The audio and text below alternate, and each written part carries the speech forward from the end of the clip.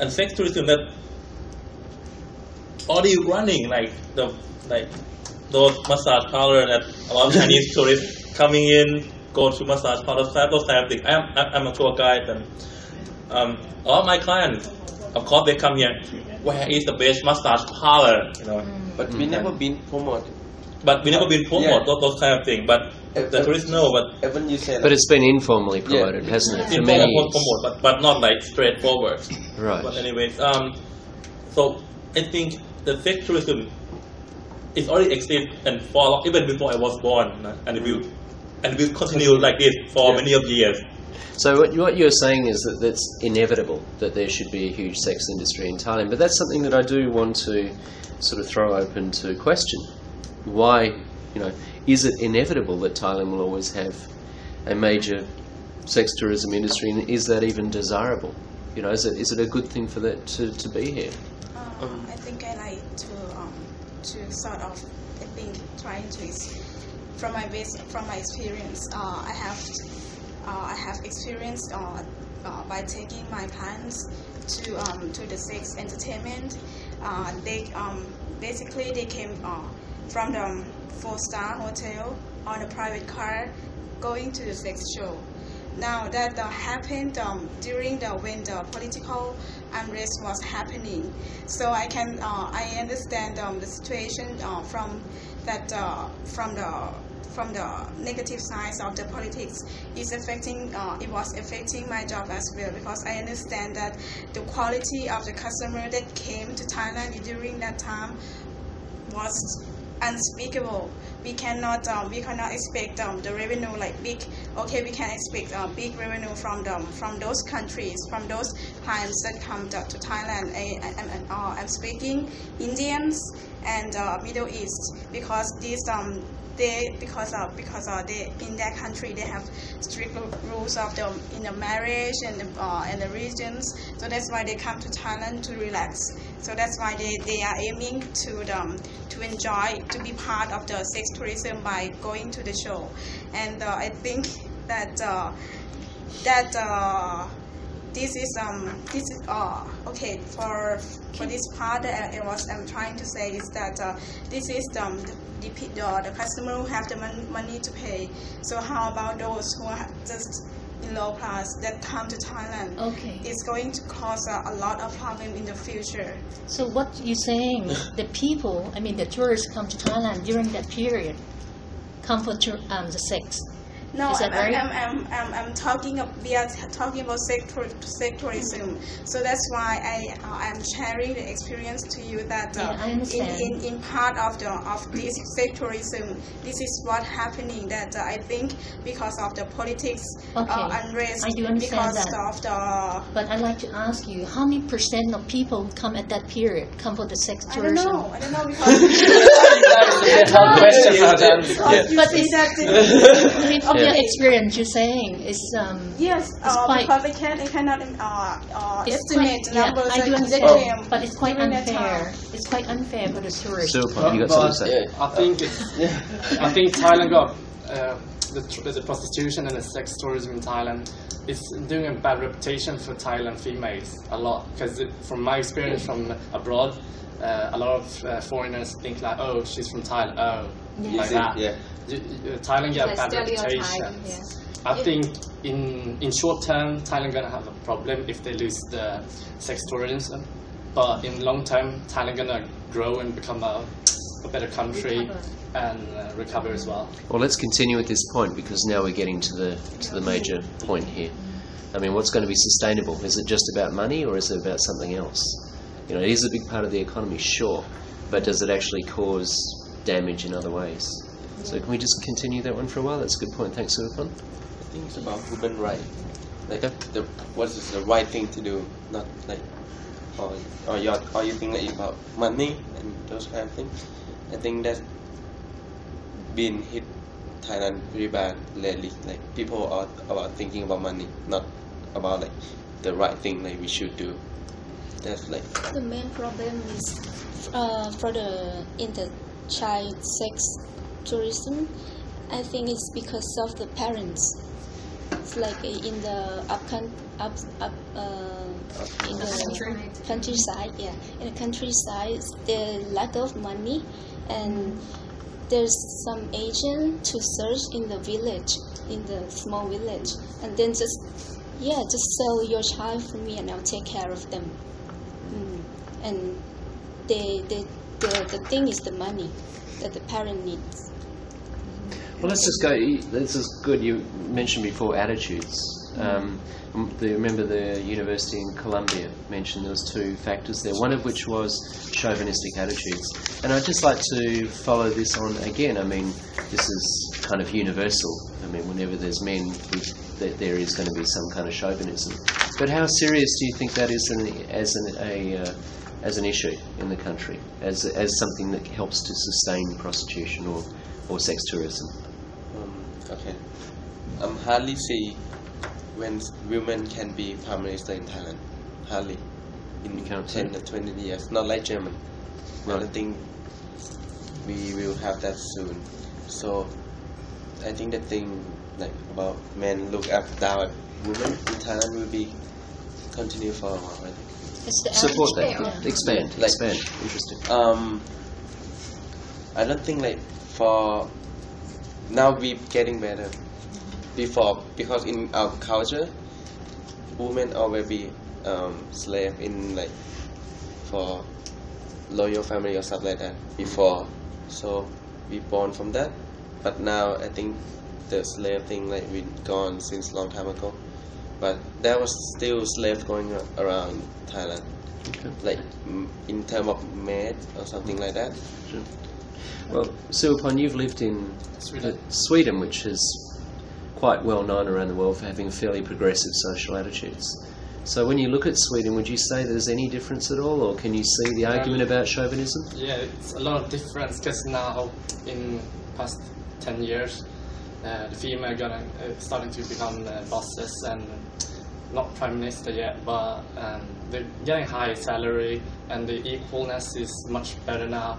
But I think in Thailand, the new generation, more females are looking forward to becoming more equal with the men. Mm-hmm. So that's good for me, I think. But a lot of people still think back in the old days where male will always been dominating the female, and well, they want the men to pay them if they're gonna go eat or something. But now in the present time, a lot of educated people, the female want to pay as well because they want to be equal as the men. Yeah, so you can't always blame men for these sorts of things, are there? You say that women will expect to be paid for, will expect to be treated a certain way, and so on and so forth.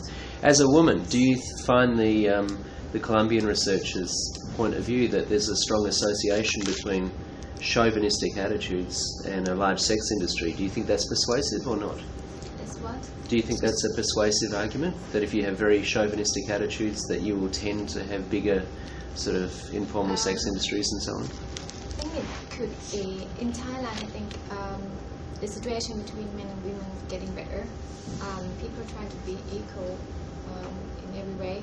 I heard that, for example, in Western countries, women try to have a good job like men, and all over the world, I think it's getting better. Even some countries, I'm not sure which country, but I think Thailand is getting better. But Thai women have a good job now, maybe better than men, good salaries, and they don't tend to marry and then tend to be a good wife or just want to stay single. Yeah, I think I like to add to her points that in the situation of the roles, the gender role in the society between men and women are getting better, but we are talking about generally about the people who work in the big cities. We are not mentioning about the people who live in the countryside, and that would be a different story. But for the people who work in the big cities, for the good jobs, good money, for example, I think there is the Minister of the Commerce that positioning as a woman. I don't think I can remember her name right now. I think the government is trying to show that to change the image of Thailand, that this attitude, the chauvinistic attitude that right now Thai women have more education and power to manage work in the big positions in the position that need some kind of cooperation and in the big organizations. So yes. Many single moms, they think that they can stay home. Maybe that women right now tend to not marry, to get married. But how about the Thai women in the upcountry, which is majority more than Thai women in Bangkok? I'm talking about in general. Women get abused, by the men, and we still have that kind of attitude of men abuse women freely. Yeah, that's the thing. We can't deny that. We have to accept that. A lot of men, Thai men, compared to Caucasian, how many percent they abuse Thai women at home or kids? How many times you read newspaper and they get abusive by men? It's a bit hard. I wouldn't say that it's any more prevalent with Thai men. In my old job, I was a journalist, and I used to have to go to court and listen to all these stories. Western men do it as well. It's just much more controlled. I mean, if you do it, you get arrested and you get put in jail. But here it's... But here the law is not... But I would say that Western men are no better or no superior than Thai men. For sure, believe me. Okay, let's just move on. I think we've sort of established that this is a very big industry. Although you're not sort of directly saying it, I feel that you're saying that it's something that perhaps not will be... It's something that's perhaps not sustainable as a major part of the tourist economy in the future. It's here right now, but it's not necessarily a good thing. But it's a very complex question, and we need to figure out how to reduce it. But my feeling, and just tell me if you think I'm wrong, from what you've been saying, is that the influence of the sex industry, just the whole thing, needs to reduce in the future. Is that have I understood you correctly? Right. Okay. And this kind of discussion would take hours to get to some kind of workable solution. It's very complex. But let's move on to something that's a little more clear cut, which is the so-called dark side of the sex tourism industry, which is children and slavery. Now, I think that is obviously upsetting to the morals of any civilised society. So we have 3 strategies which are being used right now, all of which seem to be either... Now, the first one is a fairly short-term one that's easy to set up, but it doesn't seem to be that effective. The second one, that potentially could be good in the future, but law and justice move slowly. And the third one is probably even more long-term, but could actually end up being very powerful. So I'm interested now in your opinions about which one we have finite resources, we have finite energy. Which strategy should we push the hardest? The third one, I would think, because it should be start from the school, re-education the kids, attitude from the teacher, try to educate them what's the sex all about and why, what happened about Thailand sex tourism, and show them what's bad, what's the negative impact on Thailand, and try to show the positive impact. In that case, try to get all the brainstorm from the kids.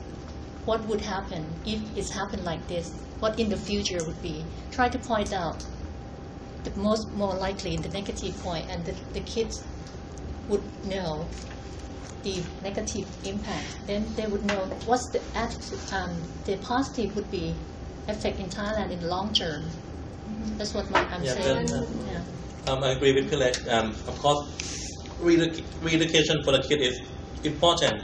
Even better, start from the house, start from the family, start from the parents, because of course sex slavery, the term speaks for itself. The children were forced to be a prostitute, to be in the sex industry. If the parents, we have to educate the parents as well. It's not good to sell your daughter or your son. And of course, the second one, strengthen the law, make it harsh punishment. If it's no demand, there will be no supply. There will be need and want for child prostitute. That's why the children they are there. So we have to get control on these two. reduce the demand, the supply will decrease. Yeah. Decrease. Yeah. Sorry. Yeah, but if you put a harder law, will it reduce the demand? Because perhaps some people will get in jail, but perhaps the networking